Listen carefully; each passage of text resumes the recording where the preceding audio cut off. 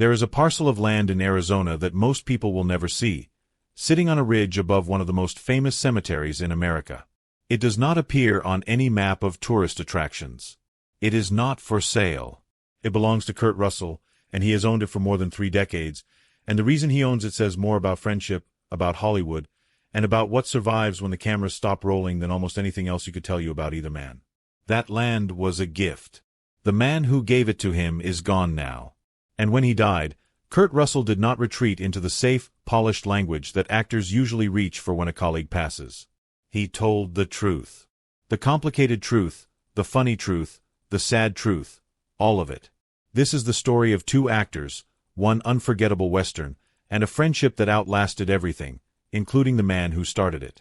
Kurt Vogel Russell was born on March 17, 1951, in Springfield, Massachusetts. He did not stumble into show business by accident. His father, Bing Russell, was a working character actor who had also played professional baseball, a man who understood the entertainment industry from the inside because he had lived inside it himself, including stretches on the set of the television Western Bonanza. When Kurt was 4 years old, the family relocated to California, and the trajectory of his childhood was set. By age 12, he was not appearing in commercials or background roles. He was the title character in a television Western called The Travels of Jamie McFeeters. A 12-year-old, carrying a network show.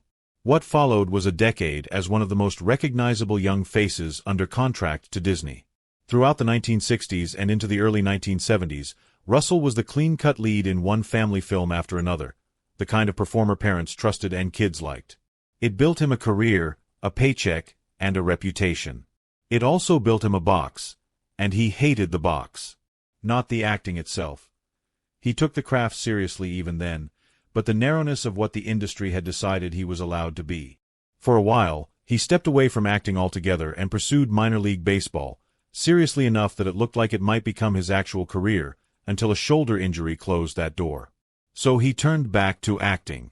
But this time, he wanted it on his own terms. The pivot point arrived in 1979. Director John Carpenter cast Russell as Elvis Presley in a television film simply titled Elvis, and it was the kind of casting decision that made people in the industry raise an eyebrow, the former Disney kid, playing the king. Russell didn't just play him. He disappeared into him, capturing the swagger and the private sorrow underneath it with a level of commitment nobody had asked of him before. He earned an Emmy nomination. More importantly, he earned John Carpenter's trust, and the 2 of them built one of the defining director-actor partnerships of the 1980s. Escape from New York came 2 years later, in 1981, and gave Russell the role of Snake Plissken, the eye-patched, world-weary antihero who would become a cult icon and, by Russell's own account in later years, his favorite character he ever played. In 1982 came The Thing, Carpenter's claustrophobic science fiction horror film, with Russell at its center as a helicopter pilot fighting something that could be anyone in the room. The film flopped on release. Audiences and critics didn't know what to do with it. Over the following decades, that judgment reversed completely, and The Thing is now widely regarded as one of the greatest horror films ever made, with Russell's performance as one of its load-bearing pillars. Then, in 1983, Russell appeared in Silkwood, Mike Nichols' drama starring Meryl Streep, playing her live-in boyfriend in a performance that earned him a Golden Globe nomination. It is a serious, well-regarded film, anchored by Streep's performance as a real-life nuclear plant worker turned whistleblower. But for the purposes of this story, what matters most about Silkwood isn't what happened on screen.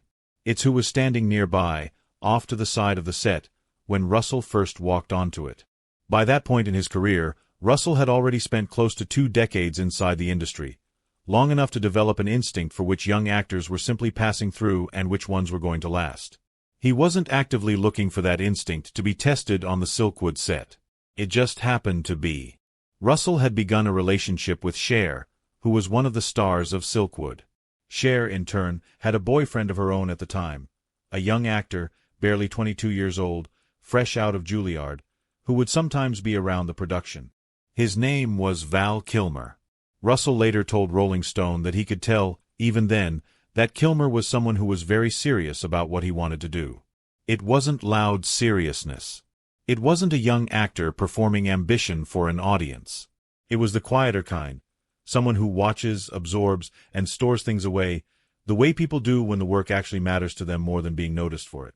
Russell recognized that quality because he had spent his own life cultivating it, underneath the Disney years and the baseball detour, and a career built one deliberate choice at a time.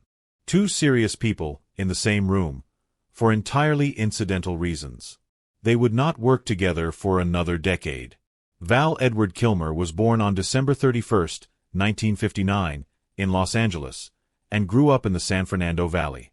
He became, at the time, the youngest person ever admitted to the Juilliard School's drama program, an institution not known for handing out exceptions. He studied roles with the intensity of someone studying a sacred text, trying to find his way from the outside of a character to somewhere genuinely inside it. He appeared on Broadway in Slab Boys, sharing a stage with Sean Penn and Kevin Bacon, two more young actors who would go on to define their own corners of American film. His film career opened with Top Secret in 1984 and Real Genius in 1985, the latter a sharp comedy in which Kilmer played the smartest person in every scene with a kind of weightless ease that most actors twice his age couldn't have pulled off. He was 25 and already operating at a level that made people take notice. Then came Top Gun in 1986, and everything changed. Kilmer played Tom Iceman, Kazansky opposite Tom Cruise's Maverick, the rival pilot who was better than everyone in the room and never let anyone forget it, expressed almost entirely through stillness and a stare that could end an argument before it started. Famously, Kilmer didn't want the part. He worried that playing the antagonist, the cold and superior foil to Cruise's hotshot hero, would define how audiences saw him forever, locking him into exactly the kind of narrow public identity he'd already spent years trying to avoid. He had to be talked into it, and by most accounts he remained uneasy about the decision well into production. He needn't have worried, though not for the reasons he might have expected. Iceman wasn't remembered as a villain. He was remembered as precise, a character built entirely out of restraint, who made every scene he shared with Cruise feel like a genuine contest between two equally matched people rather than a hero and an obstacle. Top Gun became one of the defining box office successes of the decade, and it turned Val Kilmer into a movie star almost overnight, the kind of sudden, total visibility that very few 26-year-old actors are given any real preparation for. What it also did, gradually and then not so gradually, was put him in exactly the kind of environment he was least equipped to navigate. Kilmer had never prioritized the machinery of being famous, the managed interviews, the cultivated public image, the strategic friendliness that stardom tends to demand as the price of admission. He was extraordinary in the room where the actual work happened, in front of the camera, inside the character.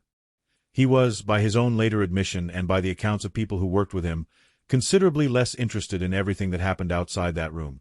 The press junkets, the studio politics, the performance of being agreeable on command. Reputations started to form. Directors and producers used words like difficult. Joel Schumacher, who directed Kilmer in Batman Forever, was blunt about the friction on set in interviews afterward, and that characterization followed Kilmer for years, attaching itself to his name almost as firmly as any of his actual performances did. And yet the performances kept arriving, and they kept being remarkable. In 1991, Oliver Stone cast him as Jim Morrison in The Doors, and Kilmer didn't simply imitate the singer. He inhabited him, the voice, the physicality, the volatile spiritual intensity, so completely that Stone would later say he sometimes momentarily forgot which man he was looking at through the camera.